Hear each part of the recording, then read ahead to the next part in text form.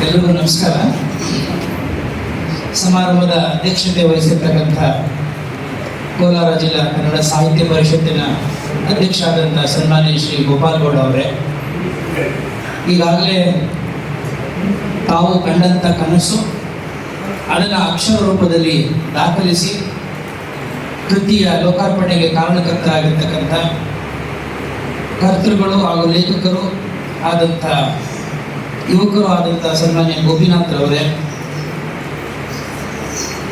ಕೃತಿಯ ಬಗ್ಗೆ ಬಹಳ ಸಂಕ್ಷಿಪ್ತವಾಗಿ ಪರಿಚಯವನ್ನು ಮಾಡಿಕೊಟ್ಟಂಥ ಅರಿವು ಶಿವಪ್ಪನವರೇ,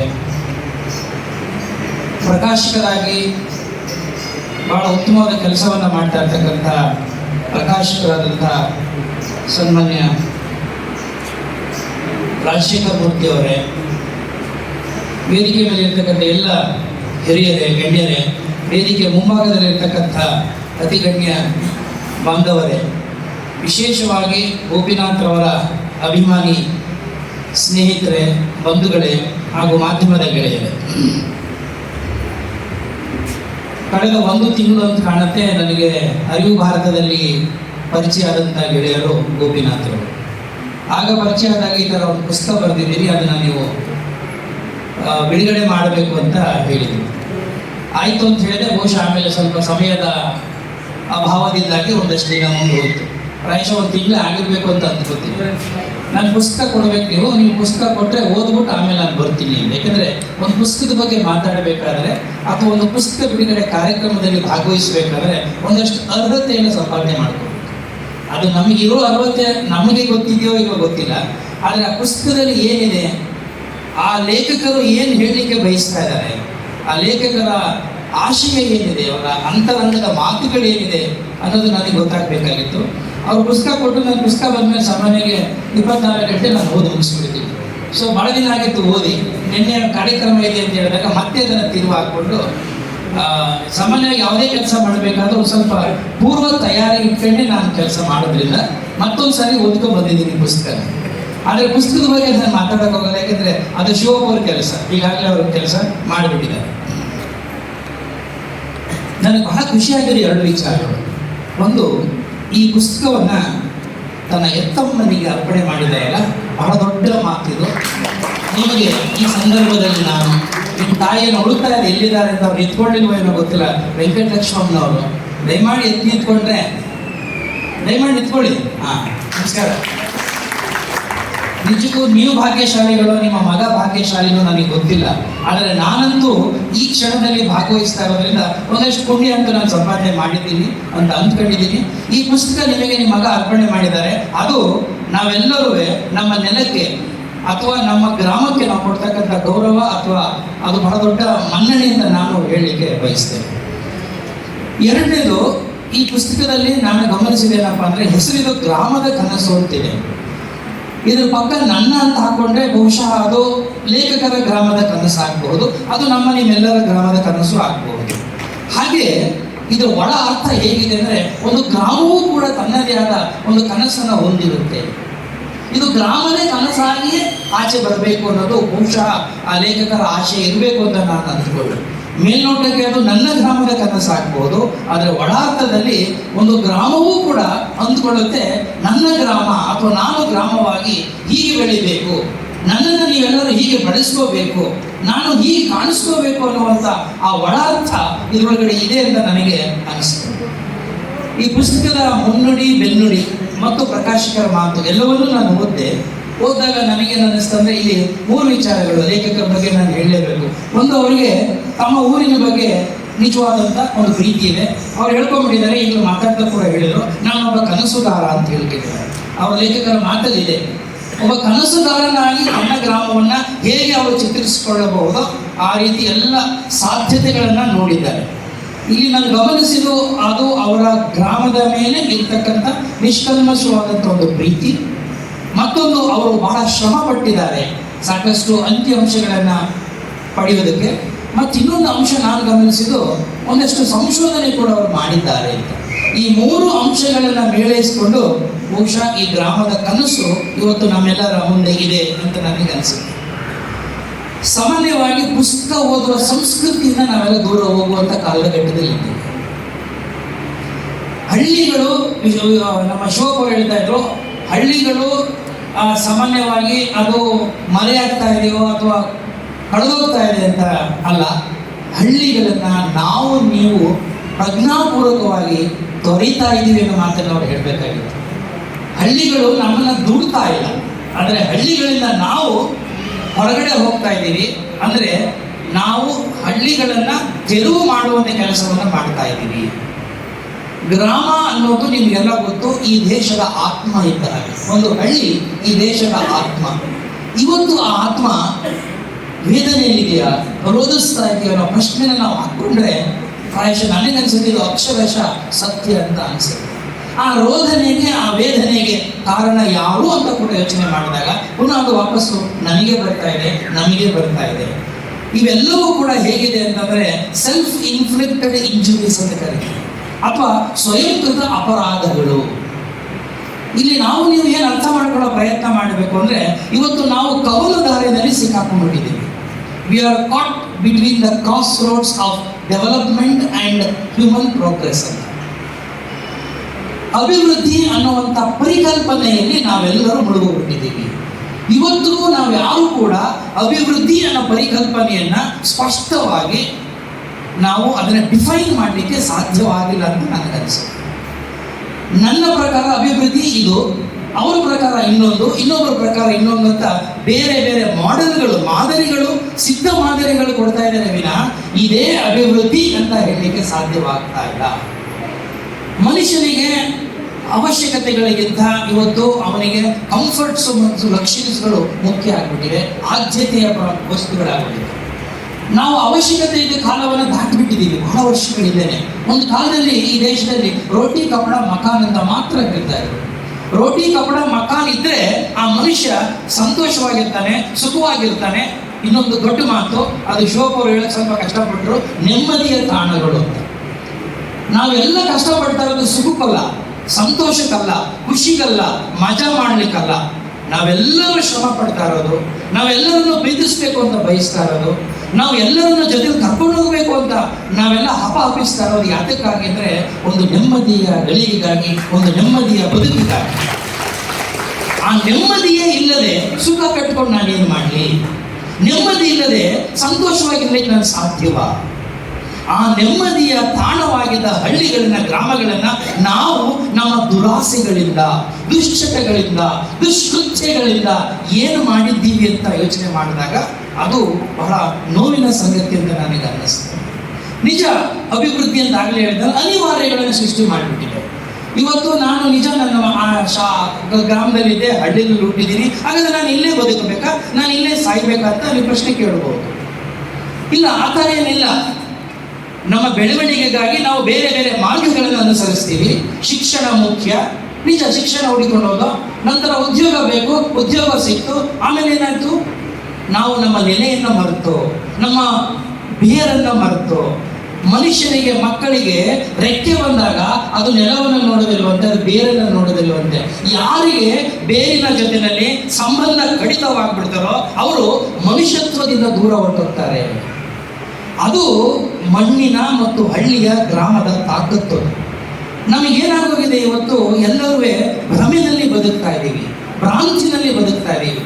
ಒಂದು ಸಾರಿ ನಾವು ಹೋಗಿ ನಗರದ ಆಕರ್ಷಣೆಗೆ ಸಿಲುಕಿ ಬಿಟ್ಟರೆ ಆ ಸೆಳೆತ ನಮ್ಮನ್ನು ಸುಳಿಯಲ್ಲಿ ಸಿಕ್ಕಾಕೊಂಡಾಗಿ ಮಾಡ್ತಾ ಇದೆ.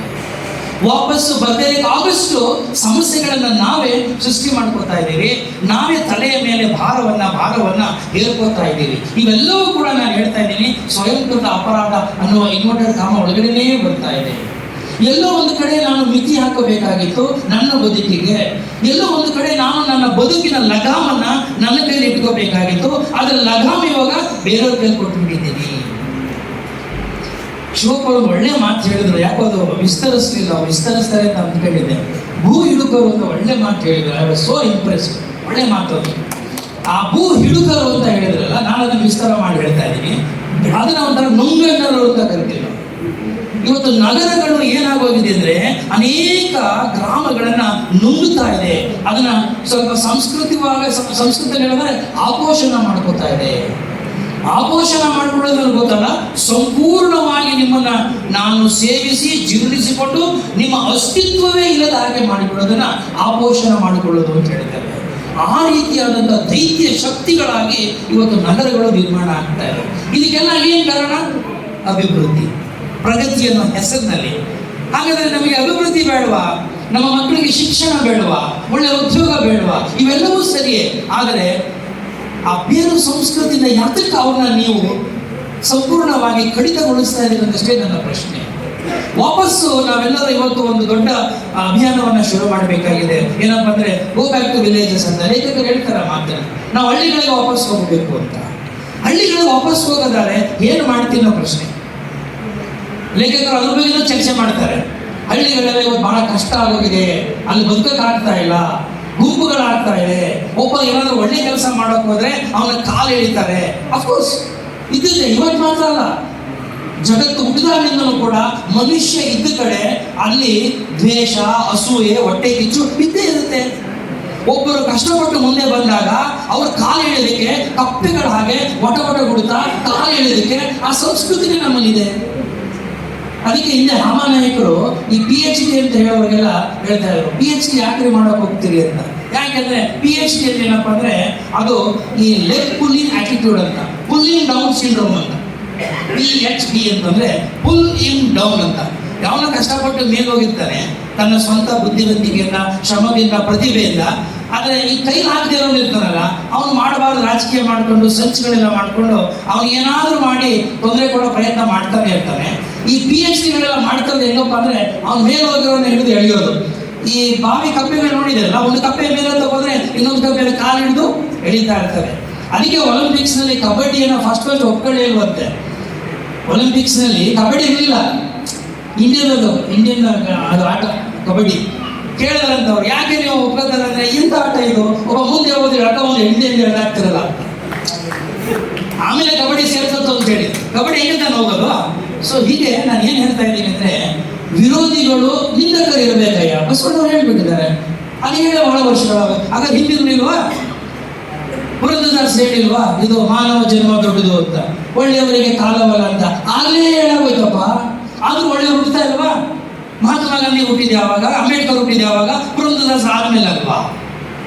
ಇವರೆಲ್ಲ ಇರಬೇಕು ಗೋಪಿನಾಥ್. ಇವರೆಲ್ಲ ಇದ್ರೇನೆ ಅವ್ರು ನಮಗೆ ಚುಂಬಕ ಶಕ್ತಿಗಳಾಗಿ ಕೆಲಸ ಮಾಡ್ತಾರೆ. ಅವರಿದ್ರೆ ನಿಂದಕರು ಇರಬೇಕು. ಅವರು ನಮಗೆ ಎಚ್ಚರವನ್ನ ಬಳಸ್ತಾರೆ. ನಮ್ಮ ಕಾನ್ಶಿಯಸ್ ಇದೆಯಲ್ಲ, ನಮ್ಮ ಪ್ರಜ್ಞೆ ಇದೆಯಲ್ಲ, ನಮ್ಮ ಆತ್ಮದ ಒಂದು ಪರೀಕ್ಷಕರಾಗಿ ಕೆಲಸವನ್ನ ಮಾಡ್ತಕ್ಕಂಥವ್ರು ಯಾರಪ್ಪ ಅಂದ್ರೆ ನಮ್ಮ ವಿರೋಧಿಗಳು. ಅದಕ್ಕೆ ನಾನು ಯಾವತ್ತೂ ಅಷ್ಟೇ ವಿರೋಧಿಗಳನ್ನ ನಂಬ್ತೀನಿ, ಹೊಗಳಬಟ್ಟನ್ನು ನಂಬೋದಿಲ್ಲ ನಾನು. I always respect my critics rather than the flatterers, because English ನಲ್ಲಿ ಹೇಳ್ತಾರೆ flattery is the food of fools ಅಂತ.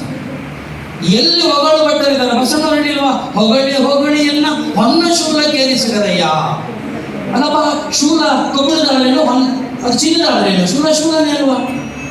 ಅಂದ್ರೆ ಚಿನ್ನ ಸೂಚಿ ಅಂತ ಕಣ್ಣಿಗೆ ಚುಚ್ಕೊಂಡೆ ಚುಚ್ಚಲ್ವೇ ಅದು? ಹೊಗಳಿಯನ್ನ ಹೊನ್ನ ಶೂಲಕ್ಕೇರಿಸಿದರಯ್ಯ. ನಿಮ್ಮನ್ನ ಯಾರು ಬಂದು ನೀವು ತುಂಬಾ ಚೆನ್ನಾಗಿದ್ದೀರಿ, ಒಳ್ಳೆ ಬಟ್ಟೆ ಹಾಕಿದ್ದೀರಿ, ಇವತ್ತು ತುಂಬಾ ಚೆನ್ನಾಗಿ ಕಾಣ್ತಾ ಇದ್ದೀರಿ, ಒಳ್ಳೆ ಸೀರೆ ಹಾಕೊಂಡಿದ್ದೀರಿ, ನಿಮ್ ಡ್ರೆಸ್ ತುಂಬಾ ಚೆನ್ನಾಗಿದೆ, ನಿಮ್ಮನ್ನು ಬಿಟ್ಟರೆ ಯಾರಿಲ್ಲ ಅಂತ ಹೇಳ್ತಾರಲ್ಲ, ಮೊದಲು ನೀವು ಅವರನ್ನ ಅನುಮಾನದಿಂದ ನೋಡೋಕೆ ಪ್ರಯತ್ನ ಮಾಡಿ. Don't get into the trap of this flatterers. ಇವರು ನಿಮ್ಮನ್ನ ದಾರಿ ತಪ್ಪಿಸ್ತಾರೆ. ಇವತ್ತು ಗ್ರಾಮ ಏನೇ ಆಗಿರ್ಬೋದು, it is a very fundamental unit of what is known as human existence. ಈ ಗ್ರಾಮ ಸಂಸ್ಕೃತಿ ಇದೆಯಲ್ಲ, ಈ ಪುಸ್ತಕ ಓದುವಾಗ ಅನೇಕ ವಿಚಾರಗಳು ಅವರು ಟಚ್ ಮಾಡಿದ್ದಾರೆ. ಆದರೆ ಅವರ ದೃಷ್ಟಿಕೋನ ಹೇಗಿತ್ತು ಅಂದ್ರೆ, ಅವ್ರದ್ದು ಅಭಿವೃದ್ಧಿ ದೃಷ್ಟಿ ಕಡೆ ಹೆಚ್ಚು ಗಮನ ಹರಿಸ್ಬಿಟ್ಟಿದ್ದಾರೆ. ಬಹುಶಃ ಅವರಿನ್ನೂ ಯಂಗ್ಸ್ಟರ್, ಹಾಗಾಗಿ ನಾನು ಅವರನ್ನ ಈ ಒಂದು ಸಾಹಿತ್ಯ ಕ್ಷೇತ್ರಕ್ಕೆ ನಿಮ್ಮೆಲ್ಲರ ಸಮ್ಮುಖದಲ್ಲಿ ವೈಯಕ್ತಿಕವಾಗಿ ಮತ್ತು ನಾನು ಅರೆಕಾಲಿಕ ಸಾಹಿತ್ಯನಾಗೋ ಅಥವಾ ಬರಹಗಾರನಾಗೋ ಅವ್ರನ್ನ ಸಾಹಿತ್ಯ ಕ್ಷೇತ್ರಕ್ಕೆ ನಮ್ಮ ಗೋಪಾಲಗೌಡರ ಅಧ್ಯಕ್ಷತೆಯಲ್ಲಿ ಹೃತ್ಪೂರ್ವಕವಾದಂತಹ ಸ್ವಾಗತವನ್ನು ಅವರಿಗೆ ಮಾಡುತ್ತೇನೆ. ಯಾಕೆಂದ್ರೆ ಮೊದಲನೇ ಒಂದು ಪುಸ್ತಕ ಒಂದು ದೊಡ್ಡ ಪ್ರಯತ್ನವನ್ನು ಮಾಡಿದ್ದಾರೆ. ಯಾಕೆಂದ್ರೆ ಓದೋದೇ ಕಷ್ಟ ಆಗಿರೋ ಈ ಕಾಲದಲ್ಲಿ ಕೂತ್ಕೊಂಡು ಬರೆಯೋದು ಬಹಳ ಕಷ್ಟ ಕಣ್ರಿ, ಬಹಳ ಕಷ್ಟ ಕಣ್ರಿ. ಓದೋದೇ ಇವತ್ತು ಜನ ಹಿಡಿತಿಲ್ಲ, ಪುಸ್ತಕ ಹಿಡಿತಿಲ್ಲ. ಇದು ಬಂದುಬಿಟ್ಟು ಎಲ್ಲರೂ ತಲೆ ತಗ್ಸೋದು ಮಾಡಿಬಿಡ್ತು ಕಣ್ರಿ. ತಲೆ ಎತ್ಕೊಂಡಿದ್ದು ನಾವೆಲ್ಲರೂ ಇವತ್ತು ನೋಡಿ ಎಲ್ಲರೂ ತಲೆ ತಗ್ಸಿರ್ತಾರೆ. ಯಾಕೆ ತಲೆ ತಗ್ಗಿಸ್ಬೇಕ್ರಿ ನಾವು ಮಾಡಿದಿರೋ ತಪ್ಪಿಗೆಲ್ಲ? ಇದ್ಯಾವುದೋ ಒಂದು ಸಣ್ಣ ಬಾಕ್ಸ್ ಮುಂದೆ ನಾವೆಲ್ಲರೂ ಗುಲಾಮರಾಗಿ ಕೆಲಸ ಮಾಡ್ತಾ ಇದೀವಿ ಅಂತಂದ್ರೆ ನಾವು ನಮ್ಮ ಜೀವನವನ್ನು ಹಾಳು ಮಾಡ್ಕೊತಾ ಇಲ್ವಾ? ನಾವೆಲ್ಲ ಒಂಥರ ಭಸ್ಮಾಸುರಲ್ವೇನ್ರಿ, ಆಧುನಿಕ ಕಾಲದ ಭಸ್ಮಾಸುರರು. ಅಂದ್ರೆ ಇಲ್ಲಿ ಅಭಿವೃದ್ಧಿಯ ದೃಷ್ಟಿ ಇಟ್ಕೊಂಡು ಅವ್ರು ಏನು ಹೇಳ್ತಾ ಇದ್ದಾರೆ, ಇದು ವಯಸ್ಸಿನಲ್ಲಿ ಚಿಕ್ಕವರು. ಆಮೇಲೆ ಈಗ ನನಗೂ ಗೊತ್ತಾಗಿದೆ ಅವ್ರು ಮದುವೆ ಆಗಿಲ್ಲ ಅಂತ ಬೇರೆ. ನಾನು ಅಂದ್ಕೊಂಡಿದ್ದೆ ಓದ್ಕೊಂಡಿದ್ದೆ ಮದುವೆಗೆ ಆಗಿರ್ಬೇಕು ಅಂತ. ಇಲ್ಲ ಅವರು ಅವಿವಾಹಿತರು ಅಂತ ಬೇರೆ ಹೇಳಿದ್ದಾರೆ. ನೀವು ದೊಡ್ಡ ಕಷ್ಟ ಕೊಟ್ಟಿದ್ದಾರೆ ಅವರು ವೆಂಕಟಲಕ್ಷ್ಮಣ್ಣವರೇ. ಯಾಕೆಂದ್ರೆ ಓಪನ್ ಇನ್ವಿಟೇಷನ್ ಕೊಟ್ಬಿಟ್ಟೆ, ತುಂಬಾ ಜನ ಕರೆಸ್ತಾರೆ ಅದರ ಮದುವೆಗೆ. ಒಬ್ಬ ಹುಡುಗ ಒಬ್ಬ ಸಾಹಿತಿಯಾಗಿ ಕೂತು ಬರವಣಿಗೆ ಇದೆಯಲ್ಲ, ಈ ಅಕ್ಷರ ಅನ್ನೋದು ಅಷ್ಟು ಸುಲಭವಾಗಿ ಎಲ್ರಿಗೂ ಒಲಿಯೋದಿಲ್ಲ. ಸರಸ್ವತಿ ಒಲಿಬೇಕು ಅಂತಂದ್ರೆ ಅಲ್ಲಿ ಒಂದು ತಪಸ್ಸು ಇರಬೇಕು, ಅಲ್ಲಿ ಒಂದು ನಿಯಂತ್ರ ಇರಬೇಕು, ಅಲ್ಲಿ ಒಂದು ಪ್ರೀತಿ ಇರಬೇಕು, ಅಲ್ಲಿ ಒಂದು ಸಮಾಜದ ಬಗ್ಗೆ ನಿಜವಾದಂತ ತುಡಿತ ಇರಬೇಕು. ಅವೆಲ್ಲ ಇರೋದಕ್ಕೋಸ್ಕರನೇ ಇವರು ಸಣ್ಣ ವಯಸ್ಸಿನಲ್ಲೇ ಇಂಥ ಒಂದು ಒಳ್ಳೆ ಕೆಲಸವನ್ನು ಮಾಡಿದ್ದಾರೆ. ಯಾರಿಗೆ ಬರವಣಿಗೆ ಒಲಿಯುತ್ತದೋ ಅವರು ಅತ್ಯಂತ ಮಂದಸ್ಮಿತಗಳಾಗಿ ಸಮಾಜದ ಬಗ್ಗೆ ಚಿಂತನೆ ಮಾಡುವುದಾಗಿ ಮತ್ತು ಸಮಾಜದ ನಾಡಿಯನ್ನು ಅರ್ಥ ಮಾಡಿಕೊಂಡು ಆ ನಾಡಿಗೆ ಅಗತ್ಯವಾದಂಥ ಔಷಧಿ ಕೆಲಸವನ್ನು ಮಾಡೋಕ್ಕೆ ಸಾಧ್ಯತೆ ಆಗ್ತದೆ. ಹಾಗಾಗಿ ಇವತ್ತು ಬರವಣಿಗೆ ನೈಜವಾಗಿರಬೇಕು. ಬರವಣಿಗೆ ನಿಮಗೆ ಇನ್ನು ಸ್ವಲ್ಪ ಮುಂದೆ ಹೋಗ್ತಾ ಎರಡು ವಿಚಾರಗಳು ಆಸ್ ಎ ನಿಮಗೆ ಸೀನಿಯರ್ ಫ್ರೆಂಡ್ ಆಗಿ ಹೇಳ್ತೀನಿ. ಅಧ್ಯಯನಶೀಲತೆ ಒಬ್ಬ ಬರಹಗಾರನಿಗೆ ಬಹಳ ದೊಡ್ಡ ಸಂಪತ್ತು. ಯಾವುದೇ ಒಬ್ಬ ಬರಹಗಾರ ಅಥವಾ ಲೇಖಕ ಅವನಿಗೆ ಅಧ್ಯಯನ ಮಾಡದೆ ಏನಾದರೂ ಹಾಗೆ ಬರೀತೀನಿ ಅಂದರೆ ಅದು ನಮಗೆಲ್ಲ ಗೊತ್ತಾಗುತ್ತೆ, ಬಹಳ ಭೇದವಾಗಿ ಕಾಣುತ್ತೆ, ಬಹಳ ಸೂಪರ್ಫಿಷಿಯಲ್ ಅಂತ ಅನಿಸುತ್ತೆ. ಅದರ ಜೊತೆಯಲ್ಲಿ ಒಬ್ಬ ಕವಿಗೆ ಲೇಖಕನಿಗೆ ಇರಬೇಕಾಗಿತ್ತಂದ್ರೆ ಬರೀ ಅನುಭವ ಮಾತ್ರ ಅಲ್ಲ, ಜೀವನ ಅನುಭವ ಬೇಕಾಗುತ್ತೆ. ಅದು ಹೋಗ್ತಾ ನಿಮಗೆ ಸಿಗುತ್ತೆ. ಜೀವನ ಅನುಭವ ಮಾತ್ರ ಸಾಹಿತ್ಯ ಕ್ಷೇತ್ರವನ್ನ ಸಂಪದ್ಭರಿತಗೊಳಿಸಬಹುದು, ಶ್ರೇಷ್ಠ ಮಟ್ಟಕ್ಕೆ ಕೃತಿಗಳನ್ನು ಅರ್ಪಣೆ ಮಾಡಲಿಕ್ಕೆ ಸಾಧ್ಯವಾಗಬಹುದು. ಸೊ ಈ ಸಂದರ್ಭದಲ್ಲಿ ನಾನು ಏನು ಹೇಳಕ್ಕೆ ಇಷ್ಟಪಡ್ತಾ ಇದ್ದೀನಿ ಅಂದರೆ, ಗ್ರಾಮ ಅನ್ನುವ ಯೂನಿಟ್ ಏನೇ ಇರಲಿ, ನಾವು ವಾಪಸ್ಸು ಏನಾದರೂ ಮಾಡ್ಲಿಕ್ಕೆ ಸಾಧ್ಯವ ಅನ್ನೋದು ಅವರ ತುಡಿತ. ನಾನು ಕಲ್ತಿದ್ದೀನಿ, ನಾನು ಓದಿದ್ದೀನಿ, ನಾನು ಅಕ್ಷರ ಕಲ್ತಿದ್ದೀನಿ, ಇದಕ್ಕೆಲ್ಲ ಕಾರಣ ನಮ್ಮ ಅಮ್ಮ ಅಂತ ಹೇಳ್ತೀವಿ, ನಮ್ಮ ಅಪ್ಪ ಅಂತ ಹೇಳ್ತೀವಿ, ನಮ್ಮ ಊರು ಅಂತ ಹೇಳ್ತೀವಿ. ಆದರೆ ಆ ಊರಿನ ಬಗ್ಗೆ ನಾವೇನು ಮಾಡ್ತಾ ಇದ್ದೀವಿ ಅನ್ನೋ ಪ್ರಶ್ನೆ ಬರೋದೇ ಇಲ್ಲ. ವಾಪಸ್ ಹೋದ್ರೆ ನಮ್ಮ ಊರಿನಲ್ಲಿ ನಮ್ಮನ್ನು ಯಾರು ನೋಡ್ಸಲ್ಲ, ನಮಗೆ ಗೌರವ ಕೊಡೋದಿಲ್ಲ. ಯಾಕೆ? ಇವತ್ತು ಎಲ್ಲ ಅಧಿಕಾರ ಬೇಕು, ಎಲ್ಲರಿಗೂ ಅಧಿಕಾರ ಬೇಕು. ಕುರ್ಚಿ ಇದ್ರೆ ಎಲ್ಲರೂ ಬರ್ತಾರೆ, ವೇದಿಕೆ ಕೊಟ್ಟರೆ ಭಾಷಣ ಮಾಡ್ತಾರೆ. ಇದಷ್ಟೇ ಅಲ್ಲ, ಮತ್ತೆ ನಾವು ಇಲ್ಲಿ ನಾನು ನಿಮ್ಮ ಲೇಖನದಲ್ಲಿ ಗಮನಿಸಿದಾಗೆ ಇನ್ನೊಂದಷ್ಟು ಬಹಳ ಸಂಕೀರ್ಣವಾದ ವಿಚಾರಗಳನ್ನು ನೀವು ತರಬೇಕು. ಒಂದು ಗ್ರಾಮ ಅಂತ ಬಂದಾಗ ನಾನು ಆಗಲೇ ಹೇಳ್ಬೇಕು, ಆತ್ಮ ಅದು ವಿಸಿಬಲ್ ಆಗಿ ಕಾಣಿಸೋದಿಲ್ಲ. ಅನೇಕ ವಿಚಾರಗಳು ಗ್ರಾಮದಲ್ಲಿ ಅದು ಒಳಗಡೆನೆ ಅಂತರ್ಗಾಮಿಯಾಗಿ ಗುಪ್ತಗಾಮಿನಿಯಾಗಿ ಹೋಗ್ತಾ ಇರ್ತದೆ.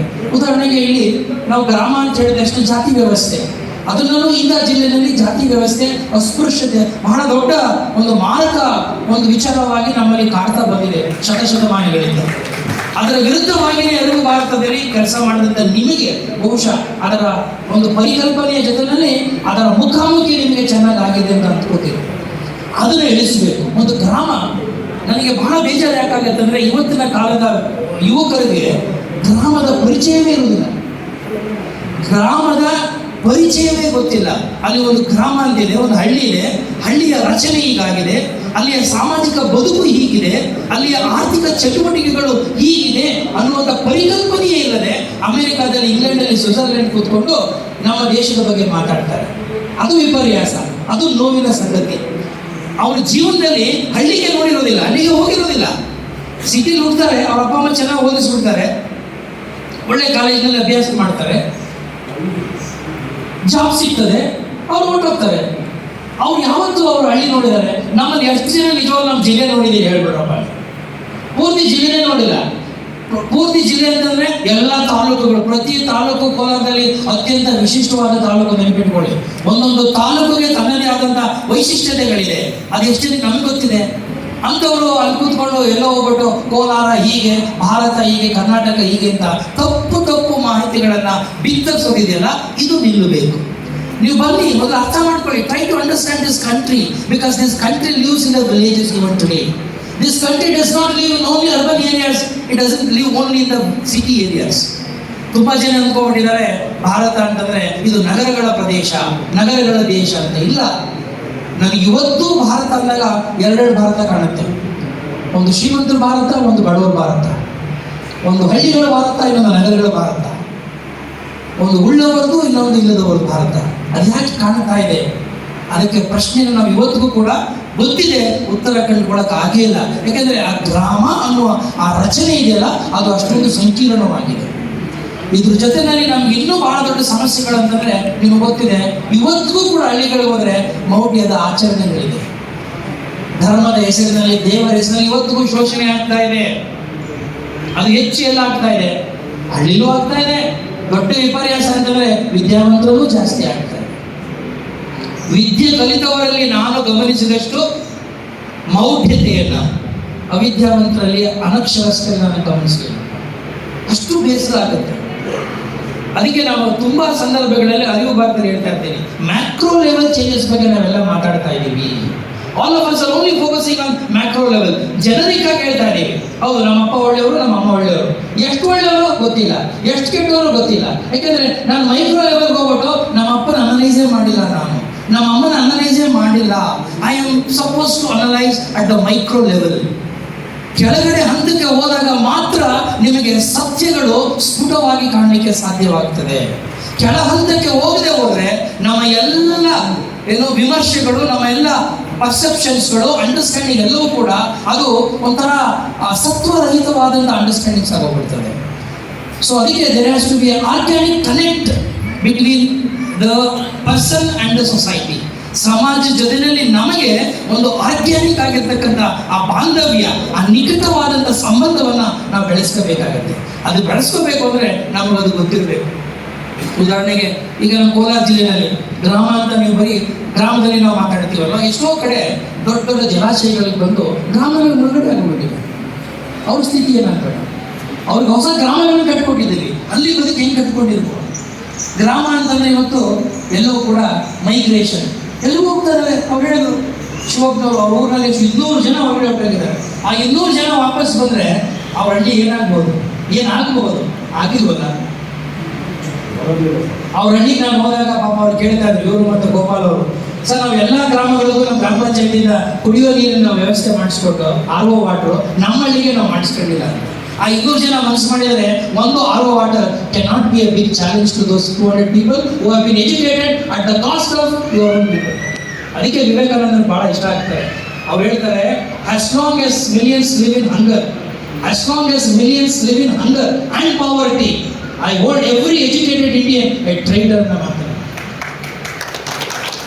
ಎಲ್ಲಿವರೆಗೆ ಈ ದೇಶದಲ್ಲಿ ಲಕ್ಷಾಂತರ ಜನ ಬಡತನದಲ್ಲಿ ಮತ್ತು ಹಸಿವಿನಿಂದ ನರಳುತ್ತಾ ಇರ್ತಾರೋ ಅಲ್ಲಿವರೆಗೆ ಈ ದೇಶದಲ್ಲಿ ಒಬ್ಬ ಕಲಿತ, ಓದಂತ, ಪದವೀಧರನನ್ನ ಅವನನ್ನ ದೇಶದ್ರೋಹಿ ಅಂತ ನಾನು ಕರೆಯಕ್ಕೆ ಹೇಳ್ತೀನಿ. ಯಾಕೆ ಅಂತಂದ್ರೆ ನಾನು ಓದಬೇಕಾದ್ರೆ ನಾನು ವಿದ್ಯಾವಂತನಾಗಿರೋದು ನನ್ನ ಶ್ರಮದಿಂದ ಇರಬಹುದು, ಆದರೆ ಅದಕ್ಕೆ ಕಾರಣ ಈ ಸಮಾಜ. ಈ ಸಮಾಜದಲ್ಲಿ ಬಹುಸಂಖ್ಯಾತರನ್ನ ಹಸಿವಿನಲ್ಲಿಟ್ಟು, ಈ ಸಮಾಜದಲ್ಲಿ ಬಹುಸಂಖ್ಯಾತರನ್ನ ಬಡತನದಲ್ಲಿಟ್ಟು ನಾನು ವಿದ್ಯಾವಂತನಾಗಿಯೂ ಕೂಡ ಅವ್ರ ಬಗ್ಗೆ ನಾನು ಏನೂ ಮಾಡ್ತಾ ಇಲ್ಲವಲ್ಲ, ನನ್ನನ್ನು ನೀವೇನಂತ ಕರಿಬೇಕು? ದ್ರೋಹಿ ಅಂತ ಕರಿಬೇಕಾನೆ. ಅದನ್ನೇ ವಿವೇಕಾನಂದ ಹೇಳಬೇಕು. ನಾನು ಬಹಳ ವರ್ಷಗಳ ಹಿಂದೆ, ಆ ಜಿಲ್ಲೆ ಹೆಸರು ಬೇಡ, ಸ್ವಾಮೀಜಿ ಹೆಸರು ಬೇಡ, ಏನು ಬೇಡ, ಒಬ್ಬ ಸ್ವಾಮೀಜಿ ನನ್ನ ಹತ್ರ ಬಂದರು. ಆವಾಗ ನಾನು ಕಮಿಷನರ್ ಆಗಿದೆ ಮೈಸೂರಿದ್ದೆ. ಸ್ವಾಮೀಜಿ ಜ್ಞಾಪಕ ಬಂದು, ನಿಡುಮಾಮಿಡಿ ಸ್ವಾಮೀಜಿ ಓದಿದೆ ಅಂತ ಹೇಳಿದ್ರು. ನಿಡುಮಾಮಿಡಿ ಸ್ವಾಮೀಜಿ ನನ್ನ ಬಹಳ ಅತ್ಯಂತ ಆಪ್ತರು. ಹಾಗಾಗಿ ಅವರ ಸಮ್ಮುಖದಲ್ಲಿ, ಅವರ ಮಠದಲ್ಲಿ ನೀವು ಕಲ್ತಿದ್ದೀರಿ ಅಂದಮೇಲೆ ನಿಮ್ಮಲ್ಲಿ ಆ ಮೌಲ್ಯಗಳ ಮತ್ತು ಸಮಾಜಮುಖಿಯಾದ ಬೇರುಗಳು ಬಹಳ ಗಟ್ಟಿಯಾಗಿರುತ್ತೆ ಅಂತ ನಂಬಿಕೆ ನನಗಿದೆ. ಯಾಕೆಂದ್ರೆ ಅದು ಮಾನವ ಪೀಠ, ಮಾನವ ಧರ್ಮದ ಪೀಠ. ಸ್ವಾಮೀಜಿಯವರು ಬಂದು ಕೇಳಿದ್ರು, ನಾವು ದೊಡ್ಡ ಒಂದು ಧಾರ್ಮಿಕ ಸಮ್ಮೇಳನ ಮಾಡ್ತಾ ಇದ್ದೀವಿ, ಅದಕ್ಕೆ ಸರ್ಕಾರದವರು 10 ಕೋಟಿನ 20 ಕೋಟಿ ಖರ್ಚು ಮಾಡ್ತಾ ಇದ್ದಾರೆ, ಅದಕ್ಕೆ ಒಂದು ದೊಡ್ಡ ಕೆಲಸ ಮಾಡ್ತಾ ಇದ್ದೀವಿ, ನೀವು ನಮಗೆ ಸಹಕಾರ ಮಾಡಬೇಕು. ಆಯಿತು, ಏನು ಸಹಕಾರ ಬೇಕು?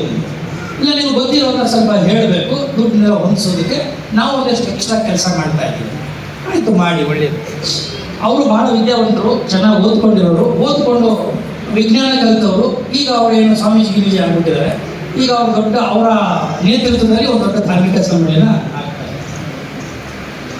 ಎಲ್ಲ ಮುಗಿಸ್ಕೊಟ್ರು, ಹೇಳಿದ್ರು. ಹೋಗುವಾಗ ನಾನು ಒಂದು ಪ್ರಶ್ನೆ ಕೇಳಿದೆ. ಒಂದೇ ಒಂದು ಪ್ರಶ್ನೆ ಇದೆ, ನೀವೇನೋ ಒಂದು ಕಾರ್ಯಕ್ರಮ ಮಾಡ್ತಾ ಇದ್ದೀರ, ಧಾರ್ಮಿಕ ಸಮ್ಮೇಳನ, ಆ ಜಿಲ್ಲೆಯಲ್ಲಿ ಎಷ್ಟು ಜನ ದಲಿತರಿದ್ದಾರೆ? ಜನಸಂಖ್ಯೆ ನಿಮ್ಗೆ ಗೊತ್ತಾ? ಗೊತ್ತಿಲ್ಲ. ಎಷ್ಟು ಊರಿನಲ್ಲಿ ದಲಿತರುಗಳು ಇವತ್ತಿಗೂ ಶಾಲೆಗೆ ಹೋಗ್ತಾ ಇಲ್ಲ, ಶಾಲೆ ಬಿಟ್ಬಿಟ್ಟಿದ್ದಾರೆ, ಆಮೇಲೆ ಇನ್ನೂ ಅವರಲ್ಲಿ ದೌರ್ಜನ್ಯ ಅವ್ರ ಮೇಲೆ ಆಗ್ತಾ ಇದೆ, ಗೊತ್ತಾ ನಿಮಗೆ? ಇಲ್ಲ, ಅದ್ರ ಬಗ್ಗೆ ನಾವು ಸ್ಟಡಿ ಮಾಡಿಲ್ಲ. ನೀವು ಯಾವ ಜಿಲ್ಲೆಯಲ್ಲಿ ಕೆಲಸ ಮಾಡ್ತಾ ಇದ್ರೋ ಮೊದಲು ದಯಮಾಡಿ ಅದನ್ನು ಸ್ಟಡಿ ಮಾಡಿ.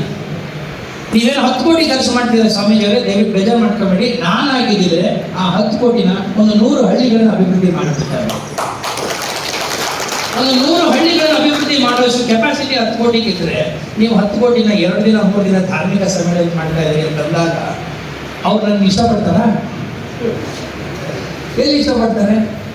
ಆಮೇಲೆ ಅವ್ರ ಬಾರಿ ಮಾಡಿಕೊಂಡ್ರು. ನಾನು ಯಾಕಿಂದ್ರೆ ಹೇಳ್ತಾ ಇದ್ದೀನಿ ಅಂತಂದ್ರೆ, ಎಲ್ಲಿ ನಾವು ಆದ್ಯತೆಗಳನ್ನು ನಾವು ಮಿಸ್ಪ್ಲೇಸ್ ಮಾಡ್ತಾ ಇದ್ದೀವಿ. ನಮ್ಮ ಮುಂದೆ ಯಾವುದಕ್ಕೆ ನಾವು ಹಸಿದವನಿಗೆ ಮುಂದೆ ನಾನು ಭಜನೆ ಮಾಡೋಕ್ಕಾಗತ್ತೇನ್ರಿ? ಹಸಿದ ಹೊಟ್ಟೆಯ ಮುಂದೆ ನಾನು ಕೂತ್ಕೊಂಡು ಭಾಷಣ ಮಾಡೋಕ್ಕಾಗತ್ತೇನ್ರಿ? ಹಸಿದವನಿಗೆ ಕೊಡಬೇಕಾಗಿದ್ದ ಅನ್ನ ಕಡ್ರಿ ನಾನು. ಅದು ನನ್ನ ಕರ್ತವ್ಯ, ಅದು ನನ್ನ ಮನುಷ್ಯತ್ವ. ಅದನ್ನು ಬಿಟ್ಟು ಹಸಿದವನ ಮುಂದೆ ಭಾಜನೆ ಮಾಡಿಕೊಂಡು ಪ್ರಾರ್ಥನೆ ಮಾಡಿಕೊಂಡು ಹಸಿದವನ ಮುಂದೆ ನಾನೇನೋ ಬೋಧನೆ ಮಾಡ್ಕೊಂಡು ಕೂತ್ಕೊಂಡ್ರೆ ನನ್ನ ಮನುಷ್ಯರು ಅಂತ ಹೇಳ್ತಾರ? ಈ ರೀತಿ ಆದ್ಯತೆಗಳ ಪಲ್ಲಟ ಆಗಿರೋದ್ರಿಂದ ಇವತ್ತು ಸಮಾಜದಲ್ಲಿ ನಾವು ಎಡವಟ್ಟುಗಳನ್ನ ಮಾಡ್ಕೊತಾ ಇದ್ದೀವಿ, ಗೊಂದಲದಲ್ಲಿ ಸಿಕ್ಕಾಕೊಂಡಿದ್ದೀವಿ, ಆ ಕವಲು ದಾರಿನಲ್ಲಿ ಸಿಕ್ಕಾಕೊಂಡಿದ್ದೀವಿ. ಆ ಗೊಂದಲದಿಂದ ಆಚೆ ಬರಬೇಕಾದ್ರೆ ಸ್ಪಷ್ಟತೆ ಇರಬೇಕು, ಆ ಕ್ಲಾರಿಟಿ ಇಟ್ಕೋಬೇಕು, ಸಮಾಜ ಮುಖ್ಯವಾಗಿ ಯೋಚನೆ ಮಾಡಬೇಕು. 100 ಜನ 100 ಮಾತಾಡ್ತಾರೆ. ಯಾಕಂದ್ರೆ ನಾನು ಇಡೀ ಬೆಟ್ಟಕ್ಕೆಲ್ಲ ಸೀರೆ ಉಡ್ಸೋದು ನನಗೆ ಕೆಲಸ ಅಲ್ಲ. And it is not possible for me also. ಇಡೀ ಬೆಟ್ಟಕ್ಕೆ ಬಟ್ಟೆ ಹೊಲ್ಸಕ್ಕೆ ನಾನು ಬಂದಿರೋದು ಇಲ್ಲ. ನನಗೆ ಕೆಲಸ ಮಾಡಬೇಕು, ಆತ್ಮ ಒಪ್ಪುವ ಹಾಗೆ, ಸಮಾಜ ಮೆಚ್ಚುವ ಹಾಗೆ ಅಷ್ಟೇ. ಅವ್ರು ನನ್ನ ಒಪ್ತಾರೋ ಬಿಡ್ತಾರೋ, ನನ್ನ ಆತ್ಮ ಒಪ್ಪಿದೆಯಲ್ಲ, ಆ ಕೆಲಸ ಸಮಾಜಮುಖಿಯಾಗಿರ್ಬೇಕು, ಮತ್ತೊಬ್ಬರ ಕಣ್ಣನ್ನು ತೆರೆಸುವಂಥದ್ದಾಗಿರ್ಬೇಕು. ನಮ್ಮ ಗ್ರಾಮಗಳು ಅಂತಹ ಕೇಂದ್ರಗಳಾಗಬೇಕು. ಮೊದಲು ಆಗಬೇಕಾಗಿದ್ದು ಮನುಷ್ಯತ್ವದ ಕೇಂದ್ರಗಳಾಗಬೇಕು. ಅಲ್ಲಿ ಪ್ರೀತಿ ಇರಬೇಕು, ಅಲ್ಲಿ ಸಂವೇದನೆ ಇರಬೇಕು, ಒಬ್ರಿಗೊಬ್ರು ಗೌರವದಿಂದ ನಡೆಸ್ಕೋಬೇಕು. ಆದರೆ ಎಲ್ಲಿ ನಡೆಸ್ತಾ ಇದ್ದೀವಿ? ಊರು ಕೇರಿ ಇವತ್ತಿಗೂ ಬೇರೆ ಇದೆಯಲ್ಲಪ್ಪ. ಸಿದ್ಧಲಿಂಗನವರು ಬರೆದ್ರಲ್ವಾ 2 ಭಾಗದಲ್ಲಿ ಊರು ಕೇರಿಯಿಂದ ಅವರ ಜೀವನ ಚರಿತ್ರೆನ. ಊರು ಕೇರಿ ಎಲ್ಲಿ ಒಂದಾಗಿದೆ? ಯಾವ ಆದರ್ಶ ಕನಸು ನಂದು, ಯಾವ ಆದರ್ಶ ಗ್ರಾಮ ನಂದು? ಮನಸ್ಸುಗಳು ಒಂದಾಗದೆ ಅಭಿವೃದ್ಧಿ ಹೆಸರಿನಲ್ಲಿ ಒಂದಾಗ್ಬಿಟ್ರೆ ಅದನ್ನ ನೀವು ಆದರ್ಶ ಅಂತ ಕರೀತೀರ? ಮನಸ್ಸಿನ ಮಧ್ಯೆ ಗೋಡೆ ಇದೆಯಲ್ಲ, ಮನಸ್ಸಿನಲ್ಲಿ ನೀವು ಹೆಚ್ಚು ನೀವು ಕೀಳು ಅಂತ ಇದೆಯಲ್ಲ, ಅದು ಯಾವಾಗ ತಕ್ಕಲಾಗೋದು? ಏನ್ ತೆಗಿತೀವಿ ನಾವು? ಅದು ಈ ದೇಶ ಕಂಡಿದ್ದ ಶಾಪ ಅಲ್ವಾ? ನೆನ್ನೆ ಮೊನ್ನೆ ಶಾಪ ಅಲ್ಲ, ಇದು ಶತಮಾನಗಳಿಂದ ಅಂಟುಕೊಂಡು ಬಂದಿರೋ ಶಾಪ ಅಲ್ಲ. ನಾವು ಹುಟ್ಟಿ ನಮ್ಮ ಮಕ್ಕಳು ಹುಟ್ಟಿದಾಗಲೂ ಕೂಡ ಆ ಶಾಪ ಮುಂದುವರಿತಾ ಇದೆಯಲ್ಲ. ಈ ಮನುಷ್ಯತ್ವದ ಬಂಧುತ್ವದ ಆಧಾರದ ಮೇಲೆ ಯಾವತ್ತು ನಾವು ಗ್ರಾಮಗಳನ್ನ ನಗರಗಳನ್ನ ಕಟ್ತೀವೋ, ಆ ಗ್ರಾಮ, ಆ ನಗರ, ಆ ದೇಶ, ಆ ಸಮಾಜ ಮನುಷ್ಯ ಸಮಾಜ ಆಗುತ್ತೆ ಅಂತ ಮಾತು ಹೇಳ್ತಾ, ಮತ್ತೊಮ್ಮೆ ಗೆಳೆಯರಾದಂತಹ ಗೋಪಿನಾಥ್ ಅವರಿಗೆ ಇವತ್ತು ಬಹಳ ಒಳ್ಳೆ ಕೆಲಸ ಮಾಡಿದ ಮುಂದುವರಿಸಿ, ಬರವಣಿಗೆ ಕೈ ಬಿಡಬೇಡಿ. ಯಾಕಂದ್ರೆ ಎಷ್ಟೋ ಸಂದರ್ಭಗಳು ಒತ್ತಡಗಳಿಂದ ಅದನ್ನು ಬರ್ಸಕ್ಕಾಗಲ್ಲ, ಮುಂದುವರ್ಸಕ್ಕಾಗೋದಿಲ್ಲ. ದಯವಿಟ್ಟು ನಿಲ್ಲಿಸಬೇಡಿ, ಮುಂದುವರಿಸಿ, ಬೇರೆ ಬೇರೆ ಹೊಸ ಕಾನ್ಸೆಪ್ಟ್ಸ್ಗಳನ್ನ ತಗೊಳ್ಳಿ, ಸ್ವಲ್ಪ ಆಳಕ್ಕೆ ಇಳಿ, ಒಳನೋಟಗಳನ್ನ ನೀವು ಸ್ವಲ್ಪ ಅರ್ಥ ಮಾಡಿಕೊಂಡ್ರೆ ಈ ಸಮಾಜ ನಿಮಗೆ ಬೇಕಾದಷ್ಟು ಅನುಭವನ ಕೊಡುತ್ತೆ. ಬೇಕಾದಷ್ಟು ಅನುಭವ.